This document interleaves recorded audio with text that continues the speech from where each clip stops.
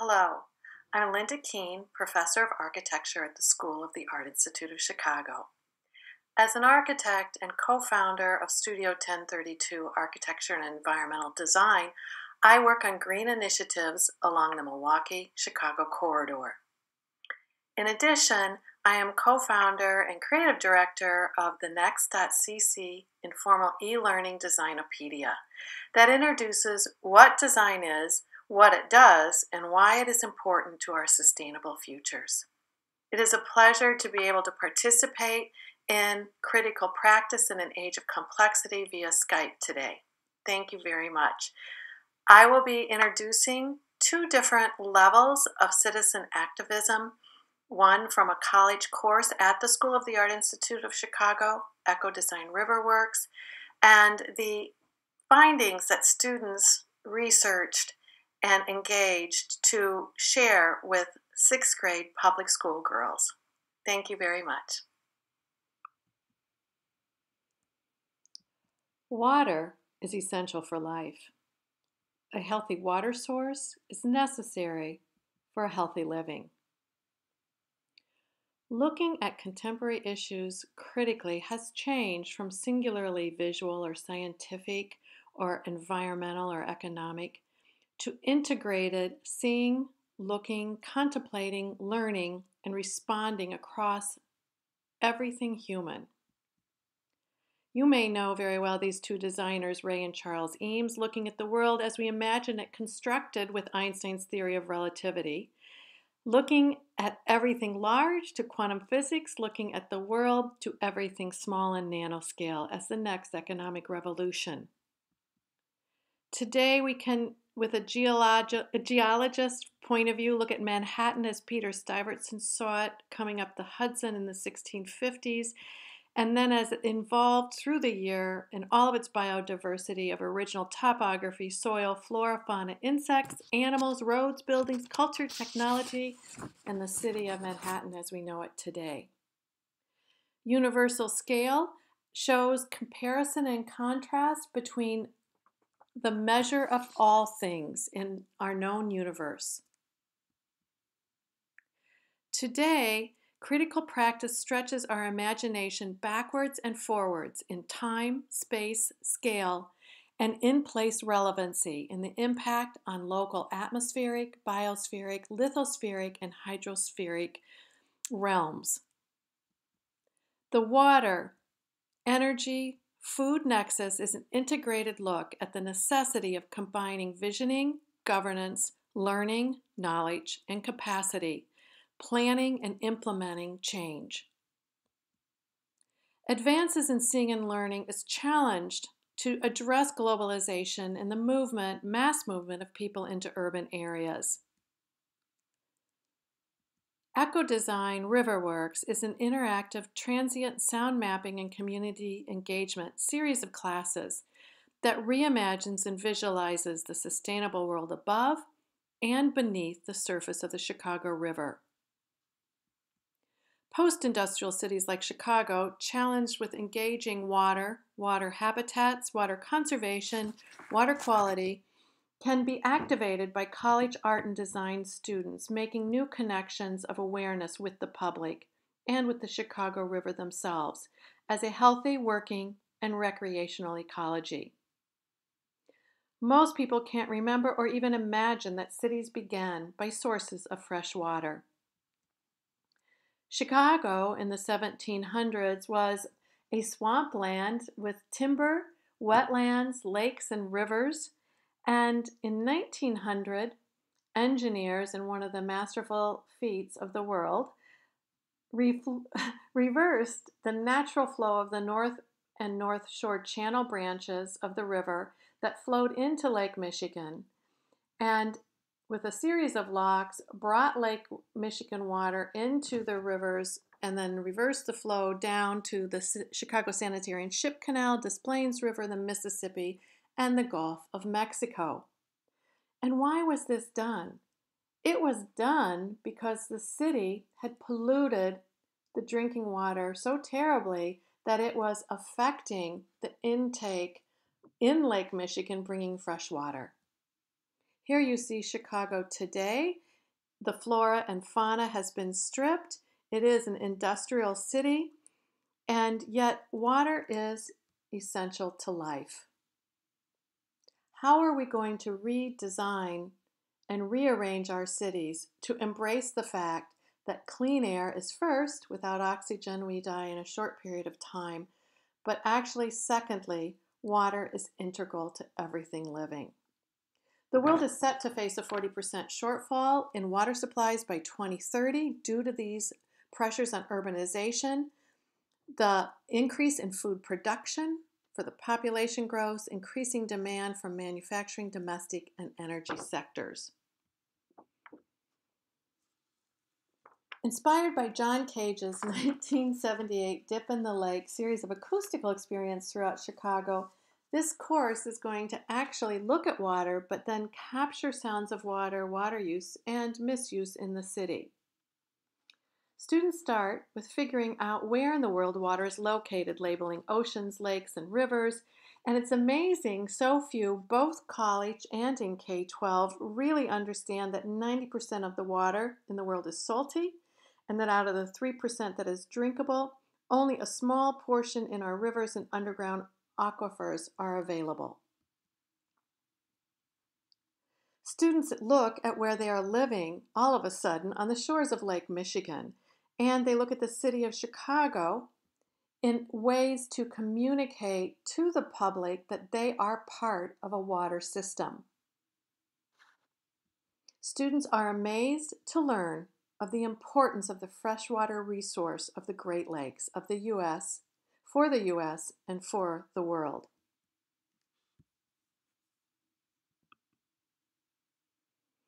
They are also shocked to find that Chicagoans are draining the lake daily and then collecting all of the sewage in a 260 square mile area, shipping it south to the Water Reclamation District on the Sanitary Canal to treat it to improve its quality before sending it down to the Mississippi and the Gulf.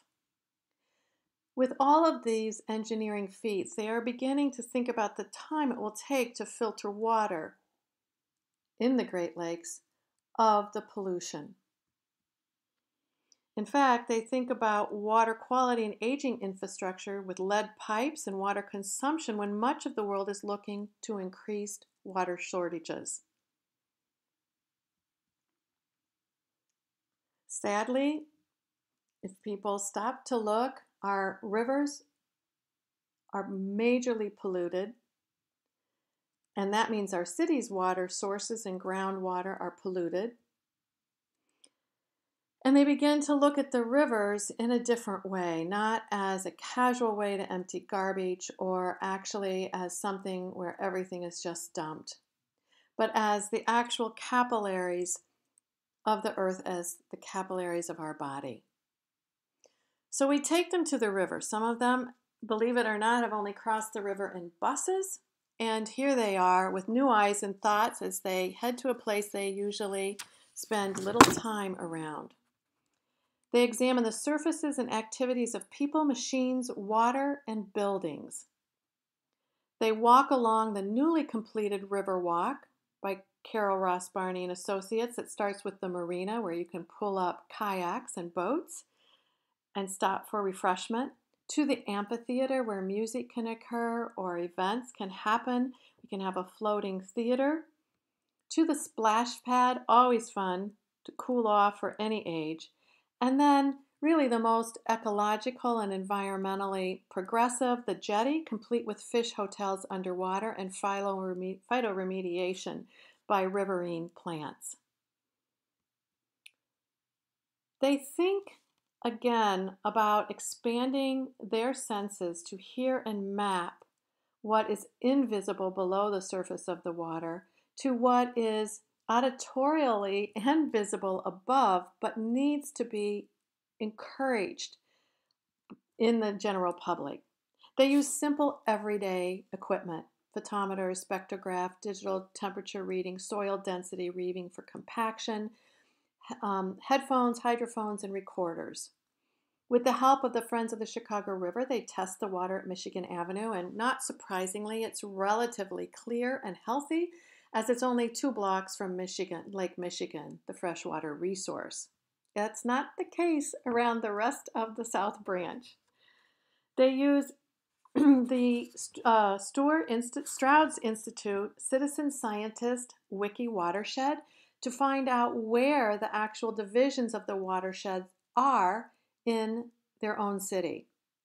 They can select different sites in the city and right away see what the evapotranspiration, runoff, and infiltration of different amounts of rain, such as they got in Houston and other places in the South this past season.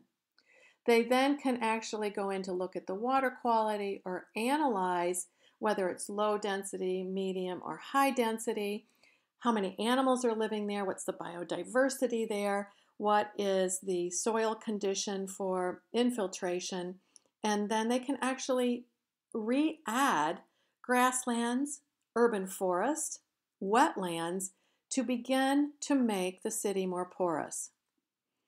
The City of Chicago Green Roof website, created by School of the Art Institute of Chicago students a while back, actually has expanded to show many actions of keeping the rooftops of the city permeable, even though the ground plane is not.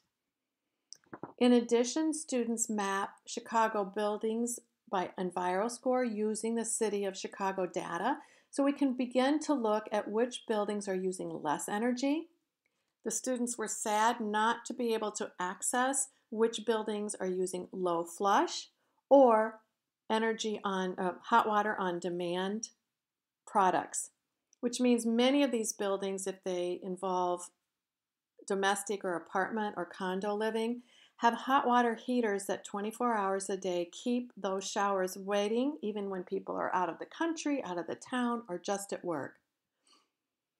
They combine that with the Atlas of Urbanism to look at biodiversity of buildings, to see that in fact areas where complete historic districts have been torn down and new buildings built up, that is this biodiverse enough for our populations, for our mixed incomes, for the things a city needs to have in every neighborhood to coexist. They, of course, check the walk score and find that it's a very walkable district, and then decide that they want to focus on bringing the flora and the fauna, the life above and below the water, into the public imagination. So they began as designed object students and art education students to produce a series of products that don't exist right now that might actually be really helpful in introducing people. And I'm sorry we don't have her microorganism, phytoplankton, and zooplankton plushies, which are quite engaging. They also then began to look at the series of data that is so well collected in a new epic book, The Third Coast, a prelude, Atlas of the Third Coast, a prelude to a plan, which combines all of these mappings of key information in one place, that actually that phytoplankton and zooplankton population is declining because of first the invasive zebra mussel density, and then now you can see it's completely filled with the quagga mussel. The quagga mussel has killed off the zebra mussel because it can take a glass of lake water and purify it, clean all of its algae, eat all of its microorganisms, and leave nothing for any animals or fish. This led them to understand the water food connection, that the fishing industry is overfishing because of the growth of population, the also decrease in phytoplankton that scientists are not quite sure, that also they are beginning to believe that the phytoplankton and the algae blooms in the ocean create a large part of the oxygen in our atmosphere. So they're beginning to link these things to other things. So Eco-Design RIVERWORKS River Listening is actually inspired by the work of Dr. Leah Barkley, UNESCO Biosphere Reserve Listener, and Eric Leonardson, Midwest Acoustic Ecologist Association president. And that is making the public aware of the city as a sonic space. Listening is inevitably spatial. And so, what birds and animals can we hear in the city? What sounds of wind and water? What sounds of emotion, happy, sad, stressed, or excited? Are all of these sounds destroyed by the sounds of vehicles and machinery?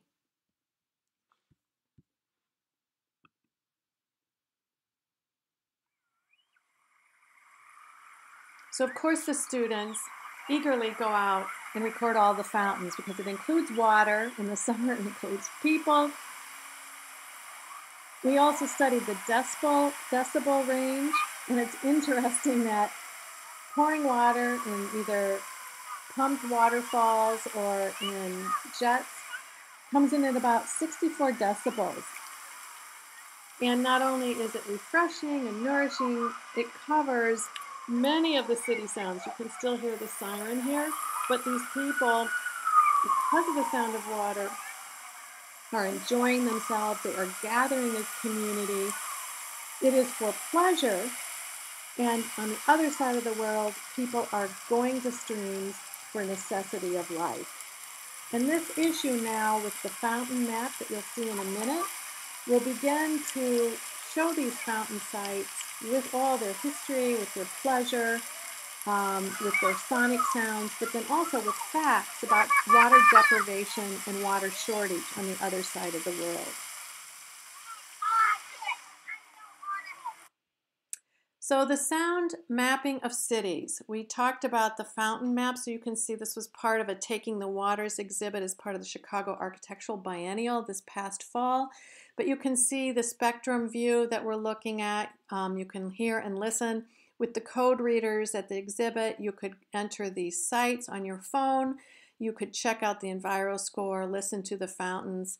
You could recognize this Great Lakes fountain and then see it run from the highest lake and the deepest lake down to the lowest lake and out to the Mississippi, or out to the Atlantic. The Apparatus map is actually a worldwide map, and its aim is to record cities like the Stockholm Mission that have sound environments within the city that are conducive to relaxation and a reconnection to the place that people are at. This is the students under the leadership of Eric Leonardson making the hydroponic listener, and here we are with our one sound. See if you can hear the difference. That's our fish. And here they are, bluegills in the Chicago River. Now, even in this video, you can hear the sound of engines. Sound travels 4 times faster underwater than it does above water. You may have remembered the big die-off of whales on the coast. That is because of oil tankers moving their path and driving actually the whales to complete depression and not eating and dying because it was so loud. So the goals of this class are community engagement in a variety of projects with diverse organizations who are working on the water, and then creating a public presence to get more people to understand the importance of fresh water, the value of living by the Great Lakes, and the value of cleaning the river. So that said, those maps are all available on YouTube, Eco Design RiverWorks, and let's go on and just end with how this can be communicated to a larger public. So global fresh water, shockingly maybe to some, is 70% used by agriculture. Only 8% by our domestic needs, though we can conserve on those, and then industrial. The trouble with these sources is this. Water issues. We take water from one state and move it 4 states over. What does that happen to the original state? It destroys its ecosystem. And destroying ecosystems, it then begins to destroy the life. Water importation changes local economy, reduces small farms while growing populations to eat up farmland. When we irrigate the desert to grow our plants, we then are increasing new deserts across the country. And finally, water issues, the politics of water. There is the industrial contamination. There is the use of manufacturing, the thousands of liters it takes to make a car, a pair of jeans, a t-shirt, something we spend $1 on, absolutely is not equitable to the price it's taking away from our environment. Wetlands, nature filters are being developed and their environmental protection is being lifted. Cities as we know it are hardscapes and not porous. Aquifers are being used faster than they can be replaced, and cities are sinking into the ground. We have heard many of these things, but it is time now to not just hear them, but to take action. And a lot of it started with shifting water as a commodity and, as OXFAM says, as a right of every living being on Earth to actually something that can be bought and sold. And there are several large companies now that have been given access to buy water internationally who are beginning to control water and access to water. Energy. So finally we go into energy. We know we have aging infrastructure and the power grids and that they are leaking, that they are mixing toxic chemicals, they are emitting global carbon. The coal ash, the waste material, and we have beginning attempts to shift from non-renewable to renewable. There is so much work to be done that every designer, every environmentalist, every scientist needs to focus and concentrate. So after water, which is included in all of this, comes food. And the industrialized answer to growing more food needs to diversify with vertical farming, with biofuels, with hydroponics, aquaponics, and we know that we are growing more food than the world needs, but we cannot transport it while we are importing foods that we are no longer growing so that we can have a fancier diet. Cities are no longer self-sufficient. Food security is a threat. This is a great movie, Eat Real, Eat Local Canada, where we're seeing what used to be the local farm food at our table is now coming many, many kilometers to reach its point. And the movie also shows the great devastation on the biosystem, the land, and the increased urbanization.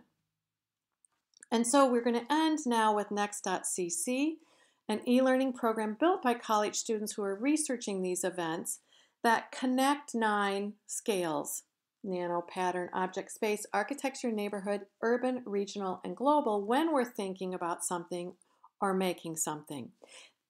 To give the tools, languages, discovery, and design opportunities that companies have, that college students have to the 99% of the other percent of the world, or the 2/3 of our population in the United States who does not go to college.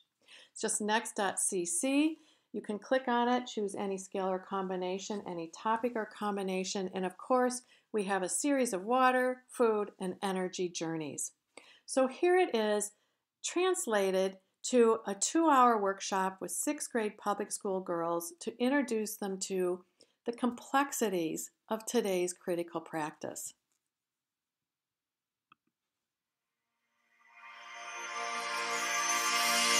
In Chicago in 1911, 8th grade public school students were given a copy of the Wacker Manual, an urban primer for municipal economies. Like the Wacker Manual's sharing of great designers of great cities, today's primer introduces sustainable systems as ways to connect the ecology of place with people. In 2016, students are given access to Next.cc's Designopedia to imagine cities of the future. Girls think about balancing a compass with nature, well-being, economy, and society. As global populations seek new opportunities in urban areas, girls think about making cities that work like nature, with living systems like the ones that work in their bodies. Girls are charged with providing clean water, local food, and renewable energy and creation of walkable, mixed-use, mixed-income, place-based neighborhoods. Girls form teams and select a site to begin building, beside rivers surrounded by wetlands, woodlands, and prairies.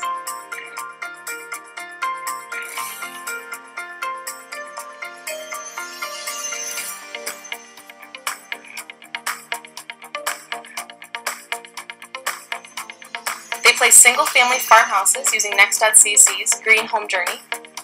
They create farm communities powered by alternative energy sources.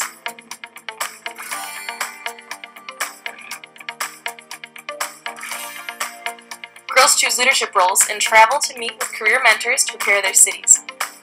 Mayors talk about responsibilities: listening, thinking, writing, speaking, collaborating, and leading. They learn about their envisioning and governing a city.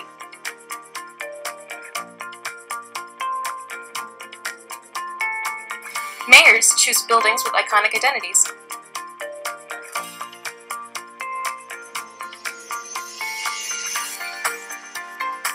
Health and well-being leaders provide clean water, local food, and walkable neighborhoods.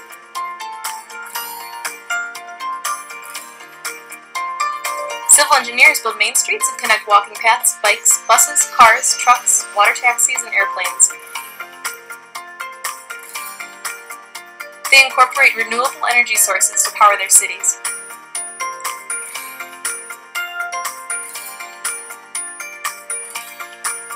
Housing directors select different housing styles and types to establish and diversify neighborhoods.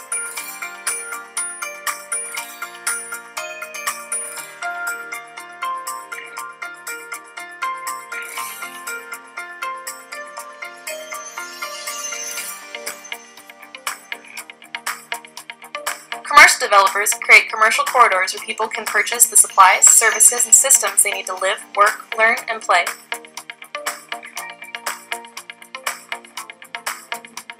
Girls place varied green spaces as public plazas, parks, playgrounds, recreation areas, and openlands.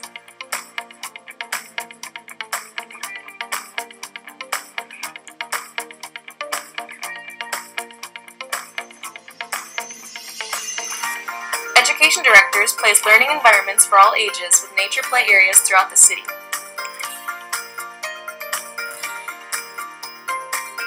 Developers select and place business workspaces at innovation centers. Learning from mentors, girls work together. They collaborate, negotiate, and consider alternative ways of living, while thinking how they will contribute to make their city better.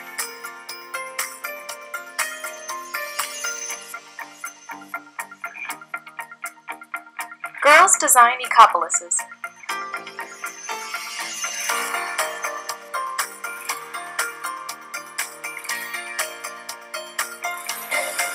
Another thing that's special is it has lots of transportation, like the airport, the tunnel where the ships and boats go, and there is a train station. What is also unique about our city is that we have 2 rivers, we have many buildings. What's special about our town is number 1 that we all work together and we all built this town, and number 2 is our library and our education parts of the town, the city.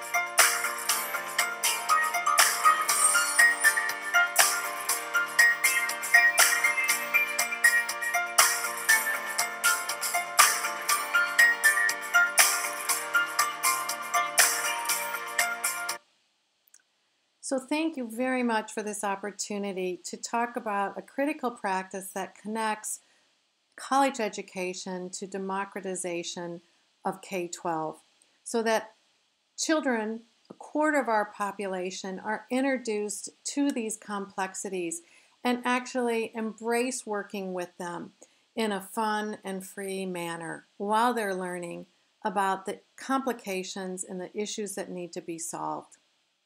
So thank you very much for this opportunity, for holding the conference, and I look forward to seeing everyone else's presentations.